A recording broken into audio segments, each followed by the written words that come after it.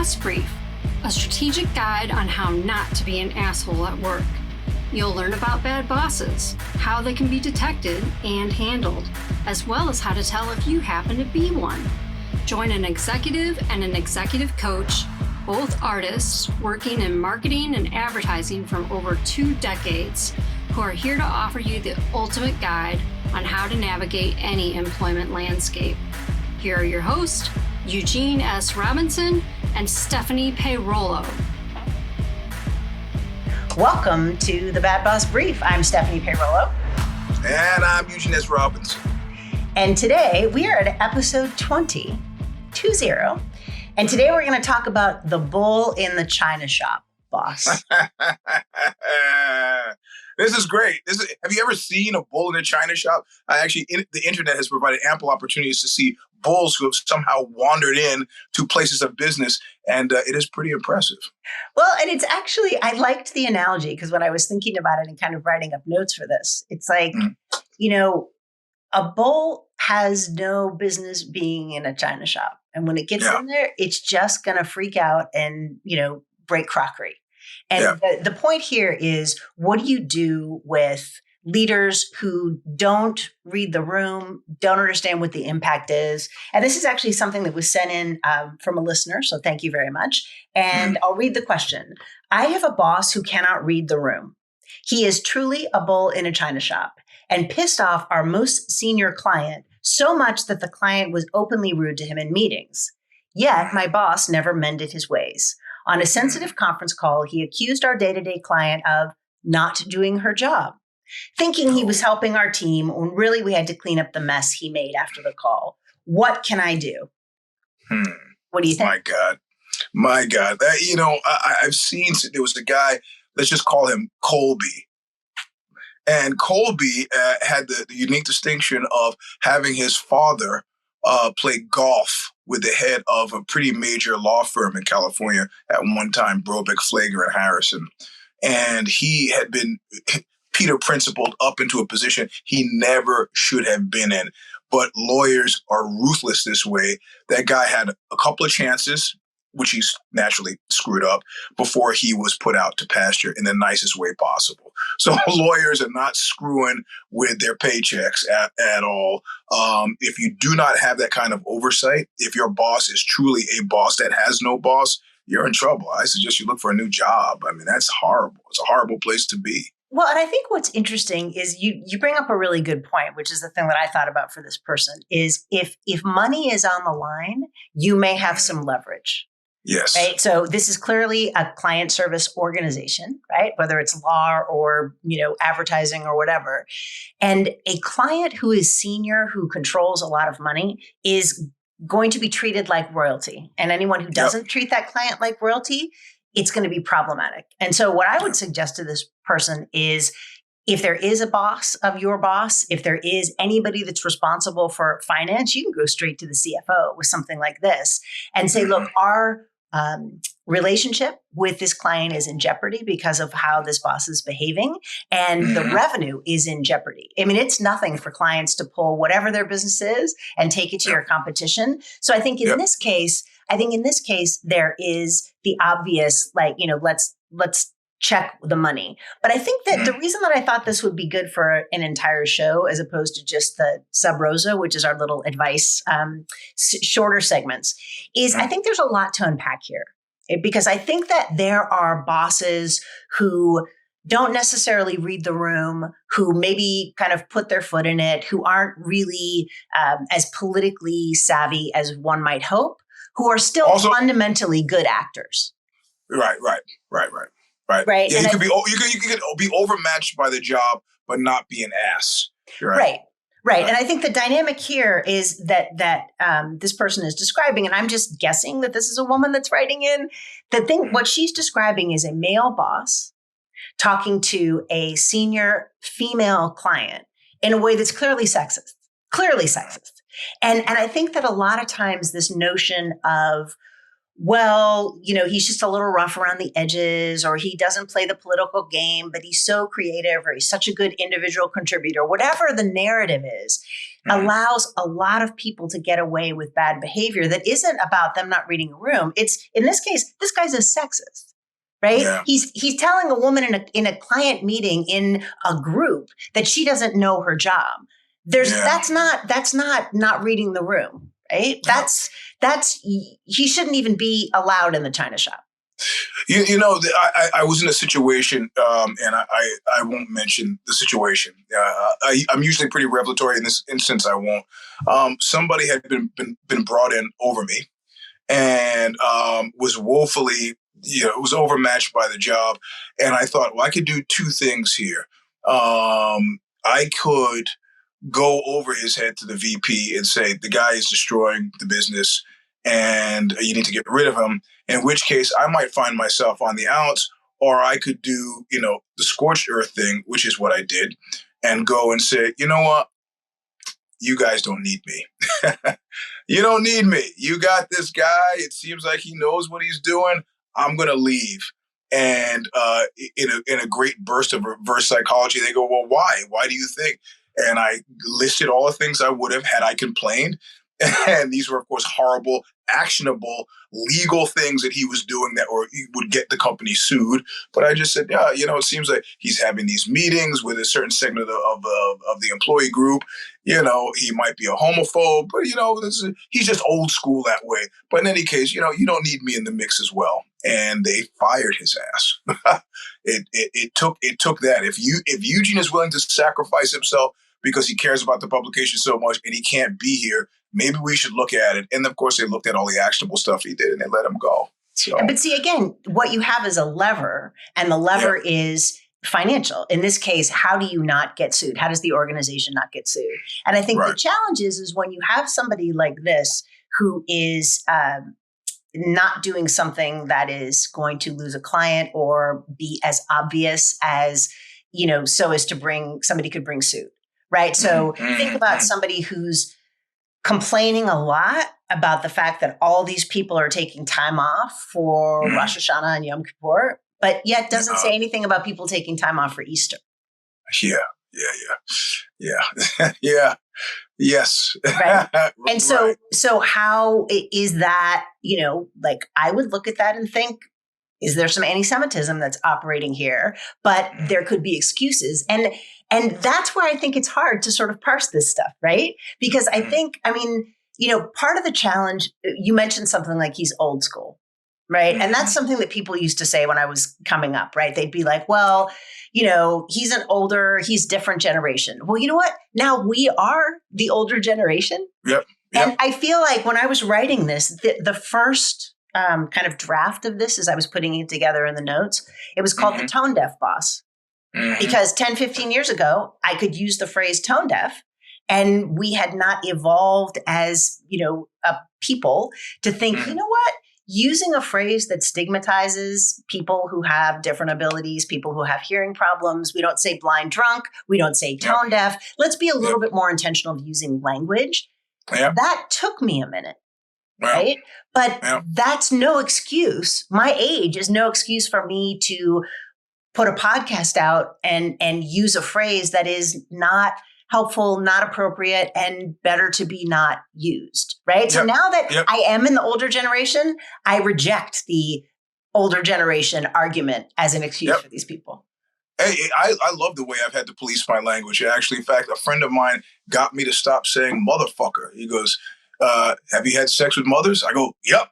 And he's like, was it good? I go, yeah. It was like, okay, stop using it. Yeah, nobody uses father. We went down a weird road there. So yeah, I was glad to police my language a little bit. I like to change in language. So yeah, and I think that the idea that we need to evolve, we need to see things in a new way, and the fact that it might be uncomfortable for leaders, for people who are older. I have this conversation all the time with older people who are like, "Why should I learn new pronouns?" Right? Or they'll try to argue about what, and it's like, no, that's not. We're not doing that. Like, this is what makes more people. It was funny because my granddaughter, who's all of 4, she very seriously was like, why do we say please and thank you? Like, why? What's the reason? Right. And she had this like intent little look. And I was like, well, Because generally the people that are doing things for you, like your parents and your family, they work hard, and it makes them feel better if you acknowledge what they're doing. Yep. And it makes them happy to have you acknowledge it. And you know what? Ever since then, she was over here yesterday. It was please and thank you every other word. Right? That's great. Because there was a reason for it. It's like, oh, I am making the people around me feel better. And I feel like that's where we should all be. It's like if there's a change in usage of language, if there's something that we're doing differently, we should welcome it because it makes people feel better. We'll just move ahead. Okay, so you said it made people, she's pleased and thank you. It made people totally happy. Yeah, so I think that the idea is like, I would like us as adults, as working people, to have that be enough of a rationale that it makes a group of people with whom you interact regularly feel more comfortable for you to use or stop using a particular phrase. That should be a good enough reason, but it's really not. And I think one of the challenges too is that now in certain parts of the country, there's a lot of political and kind of social energy around cancel culture, or we have to be woke. Jesus. So I think that puts people who are working, particularly people who don't have a lot of power, at more of a disadvantage. So then how are we dealing with the bull in the China shop boss? Because clearly nobody's had any luck negotiating with bulls in my experience. So, well, I mean, I think the practical things are, if, as we said earlier, you can point to a specific business ill that this person's ongoing behavior is exposing the organization to, then do that, right? Whether it's somebody's going to get sued, we're going to lose valuable staff, we're not going to be able to get new clients, we're going to get bad publicity. There's a lot of ways in which you can show this kind of behavior being negative, right, to the bottom line. If it's not negative to the bottom line, then I think you have a challenge. You can go to HR, but there's always a risk in doing that. There's also a risk if you are at a more conservative part of the country, or if you're in a more conservative organization, that you're going to be kind of labeled as one of those woke canceling people. And that could actually harm your ability to be at the job. So I think, go ahead. What were you going to say? I said, but that's, you're speaking to the person's query, which is a very specific sort of question. But there are lots of there are people who are stumbling through life, stomping on everything that in their path. So the bull in the China shop metaphor, I've had a number of different bosses like that. And especially when you deal with Silicon Valley, it's an unkind generalization. But if you have, engineer types who are maybe not the greatest people, this kind of stuff, just bad jokes, kludgy jokes, not necessarily sexist, just weird, off-putting stuff that happens day in and day out. It really wears on you. I'll give you a prime example. A boss at a company where I was talking to one of the employees who said, I just got back from Burning Man. Plenty of people in the Bay Area psychotically into Burning Man, and she's talking about it in a very general way about, how great it was and how much fun she had, and, it was hot, and, you wear very few clothes, and it's just not. And he hears a no clothes thing. He focuses on it and drills down and says, hey, I'd like to see some of those pictures of you like that. And she stopped, and it was part of her narrative, but he zeroed in on that. The guy was just clumsy. He was clumsy. Didn't make a difference, and I was glad it didn't make a difference. She went to HR, and she went to the boss, the VP, and dude got called on the carpet and had to take classes after that, which made me really, really happy, because you should have seen that coming. The second they started talking about Burning Man as a male manager, you should have immediately started thinking, I need to get back to work. I need this conversation to stop. You got to be. So was he a bull in the China shop? Yeah. Could you stop him? He didn't even know he was breaking stuff. So yeah, it comes back to this idea too of like, what is the intention? Is this just Correct. Somebody who is, like telling dad jokes that aren't funny? And, No. But I think one of the challenges, and I see this more and more, is the impunity with which these bad offenders they get away with stuff. And it was interesting because a friend of mine was talking to me about something where a group of rich white high school athletes were using a racial slur to refer to kids on an opposite team. They're still at school. Oh, yeah. And I thought to myself, they start learning really early. Yeah. If you're white, if your parents are rich, if you're going to a fancy school and you have, you're significantly talented, you're the captain of the football team or whatever, impunity is built in. You can do just about whatever you want. And sure, there are occasionally people who do get caught, who are held accountable, but it starts really early. And that's the part that's creepy to me. Right. And so I think with the bull in this china shop, the idea is like, is this somebody who's are they clumsy or are they malicious? Right. Is it saying the wrong person's name or saying something that, is just kind of a little bit irritating, or are they, using a racial slur? Right. I mean, a lot of times and I think to call clumsy and call sexist, racist, entitled white guy, what it is and name it.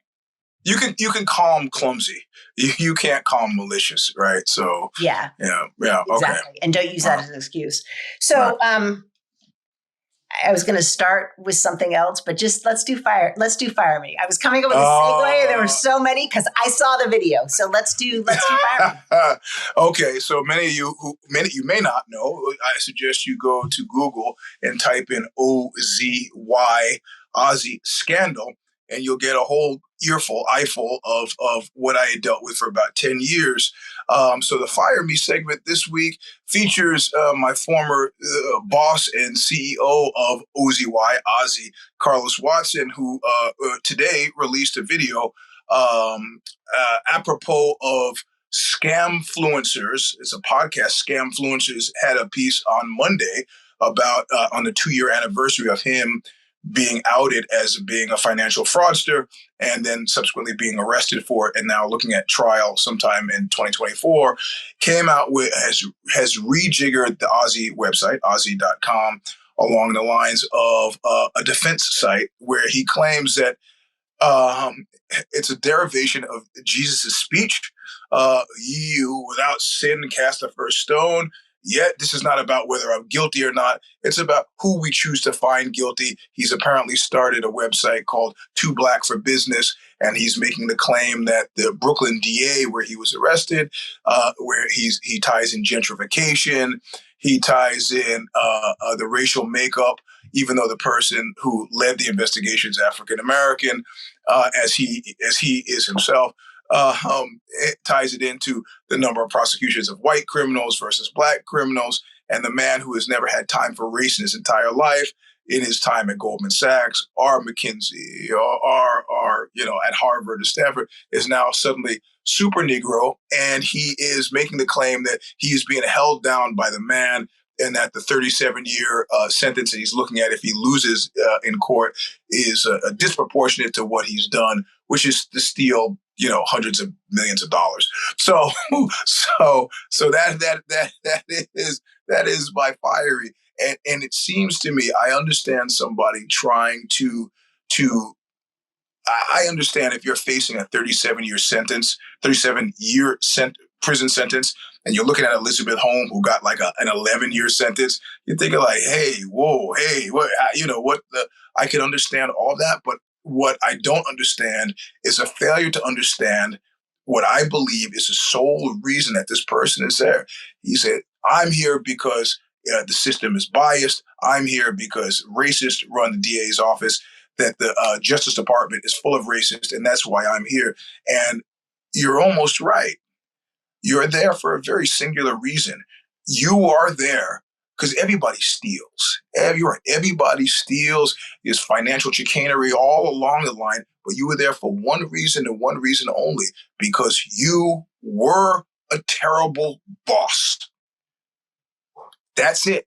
When the Justice Department flies out, when they send people from the Eastern District and they fly them out to California and they interview employee after employee after employee, 10, 12, 15 employees who talk about what kind of monster you are, they go, easy prosecution. Who would stand against this guy and who would stand for him? It's nobody. You're isolated. So this is finally we get to see some sort of karmic leveling where horrible bosses are called into account. I guarantee you, if you interview 30 people and they go, this guy is the salt of the earth. This guy, he walks on water. I love this guy. I love that. They slow walk that then because it's like, wow, the guy seems like a good guy. Maybe he just screwed up. Nobody spoke in this guy's defense. So unfortunately, the lesson that he should glean from it is not one that he's going to glean from it. But this is, a prime example of, one who aggressively misunderstands their role and participation in the boss process and fundamentally has missed that they're being punished for being a lousy human being. So. Well, and also they did do things that were fraudulent. Aggressively fraudulent. So, and you worked there. I worked there. Very Correct. Short period of time, right? So we're not making this up. Right? Correct. And I think what's interesting is, so in the video, which is actually running on LinkedIn, I opened up LinkedIn today and there was Carlos. He is a very persuasive speaker. I'm sure he had some professional help in writing this and putting this together. And he talks a lot about how bad the numbers are for African-American entrepreneurs, right? Like I think it's like 1% of Correct. Investments in venture capital goes to Black founders. That is true. It has absolutely nothing to do with the fact that he lied his face off. Right. And that number is going to get lower with stunts like this, actually, So, yeah. And let me tell you something else I've not revealed to anybody. And this is the first on this show, talking to the former chairwoman of the board who's lost a lot of money, not paid attention since this whole thing has blown up. When he went live with that first time, toblackforbusiness.org, she was enraged. She goes, this guy had, his pockets full of wealthy, well-meaning white folks who were stumbling over themselves to give him money. And this is the card he's playing. She was really angry and disappointed. Right. So. Well, and that was really what his positioning was. Yeah. Right? Like he was the magical Negro. And you can invite me to your house. I can be in the boardroom. I'm going to be the one that you can give the money to. And he had no shortage of investors. Yes. Ever at any point. So those numbers didn't work against him. But again, and I wonder, I'm looking at that. Like, do you think he believes this? Or is he just so cynical that he's following through on this because he thinks it's going to work? I think 37 years in prison maybe straightens you up in a way that's, we're not messing around. If somebody says 37 years, the joke time is over. And especially with your co-defendants, the two have pled out. They pled out. They said, yeah, we did it. We're guilty, So their emails, their actual text, this is the only card to play. What criminal trial proceeds for the point of, I stole that money, but I was hungry. There's no, but, so, I use that defense to beat a parking ticket, right? I actually got the number of stops in Fremont in Foster City. And I said, and I did a survey, got the survey and I go, look, my car is black and yellow. It patches a primer. It sticks out anyway. I'm not saying it's racially motivated, but I'm saying I got 30 stops in 30 days. This is crazy. And they threw it out. But this is a speeding ticket. This is not $600 million of fraud, And you weren't saying that you weren't speeding. Correct. And I think that's the fundamental thing. Like, Carlos lists all these things out, but he doesn't say, at least in my, cursory glance at this through kind of like, oh my God, looking through my hands, he doesn't say he didn't do it. Right. He doesn't say he's innocent. Right. And, so the idea of like that's, so I think that's where you are not lying about speeding. You're saying there's a context, right? He's not even trying to lie. Yeah, it's just. Yeah, it's mind blowing. But the case, what I'm trying to do personally is to find somebody who's willing, some publication that's willing to pay for me to cover the trial. So I'll bring my journalistic. Can you imagine Carlos walking in and seeing you in the back of the courtroom? Like that's just, yeah. That's going to be really enjoyable. So in any case, but wow. That's my fire me segment. Okay, and you know what? It's interesting. This isn't really a fire me, but this was just so horrible to me. I wanted to, there's insensitive and then there's this. So the fire me that I have happened in Seattle, and in January, a 23-year-old graduate student from India named Janavi Kandula, I think I'm saying her name right, was getting her master's degree in user experience, right? So she's in Seattle and she's crossing the street in a crosswalk. And a police officer named Kevin Dane was responding to an emergency call, lights and sirens, and he hit her with his car and she died. Yeah. And that's a tragedy. There was another police officer who happens to be a vice president of the police union, a guy named Daniel Arderer. He was talking on the phone and he didn't think to turn his body camera off. And there is audio of him, and I listened to it, and it is chilling because he laughs with this like really full-throated belly laugh. And he says, she's dead. He laughs. It's a regular person. Just write a check. 11,000. She was 26. She had limited value. Yeah. And it took days for him to be pulled off the street. And I don't think he's lost his job. But it was just this sense of like, the idea, and he didn't even get her age right. She was 23. She wasn't 26. And of course, there's been a big backlash in Seattle.